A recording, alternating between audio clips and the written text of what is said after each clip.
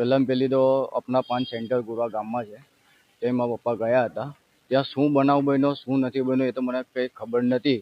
પણ ત્યાંથી જ્યારે મારી ઓફિસ આગળ આવ્યા, મારા પપ્પાનું નામ વોરા અબ્દુલભાઈ ઇબ્રાહીમભાઈ છે. અને ત્યાં આવીને મને એમને એવું કીધું કે મને 2 લાફા માર્યા પહેલાં. બોલે તું ચાલ. પણ મેં ગયો ના. મેં એમને એવું કીધું તમે ઘરે જાઓ. જે ઘરે ના ગયા ને મારો ઓફિસનો સામાન મૂકવાનો હતો ત્યાં અંદર મૂકીને સીધો મેં બહાર નીકળ્યો. ત્યાંથી બૂમ પડી ને બૂમ પડી એટલે સામેની સાઈડથી ગુરવા પોલીસ સ્ટેશનની એક્ઝેક્ટ બહાર ગુરવા પોલીસ સ્ટેશન એક્ઝેક્ટ બહાર અંદર સીસીટીવી કેમેરાના અંદર બી કેદ થયેલું જ છે. અને એ ભાઈ વાઘેલા સંદીપ ઉર્ફે મી અને એનો સાળો સોહિલ રાણાને મગજમારી ત્યાં આપણા 5 સેન્ટર આગળ થઈ હતી. અને સોહિલ રાણા એના બનેવીને બોલાવીને ગુરવા ગેટ પાસે આગળ બોલાયા અને એ બંને જણે થઈને સંદીપ વાઘેલાએ માથામાં ફટકો માર્યો. ત્યારે મારા પપ્પા મેં દોડ્યો ત્યાં સુધી એ બંને જણ ભાગી ગયા. ને જ્યારે પડી ગયા ત્યારે એમને ડેથ થઈ ગઈ. મેં પમ્પિંગ કર્યું 10 મિનિટ સુધી, પણ કોઈ બોડી મુવમેન્ટ કરતી નથી.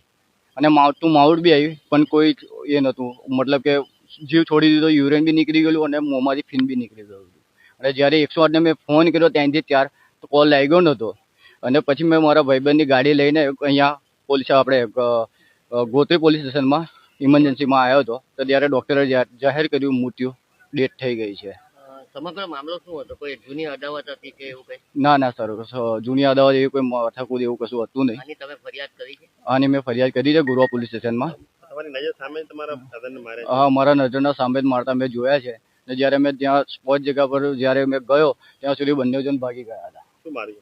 માથામાં કંઈક, હાથમાં એમના લોખંડની પાઇપ યા કંઈક લાકડું હતું, એ મને ખબર નથી. પણ મારતા મેં જોયું છે. એટલે બંને જણ મારીને ભાગી ગયા હતા. મારા પપ્પા ત્યાં સ્પોટ જગ્યા પર. મારી કાર્યવાહી માંગ એક જ છે કે અગર તમારો જે બી કોઈ ઝઘડો હતો, મને તો ખબર નથી, એ ભાઈએ 2 લાફા મારી દીધેલા. ત્યાર પછી બી મારા પપ્પાએ મને એવું કીધું આવીને કે ચાલ તું મને પેલા મને 2 લાફા માર્યા, તો બી મેં ના ગયો. ના ગયો કે શું છે શું નહીં મને નથી ખબર. વોટ એવર, ઠીક. અગર મારે જવું હોત, મારા પપ્પાની લાગણી હોત તો હું જાત. પણ એમને આ જે કર્યું તદ્દન ખોટું કર્યું.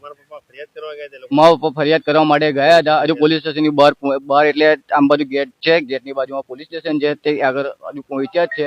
અને એ ભાઈ સંદીપ વાઘેલા મારા પપ્પાને સારી રીતે બચપનથી ઓળખે છે.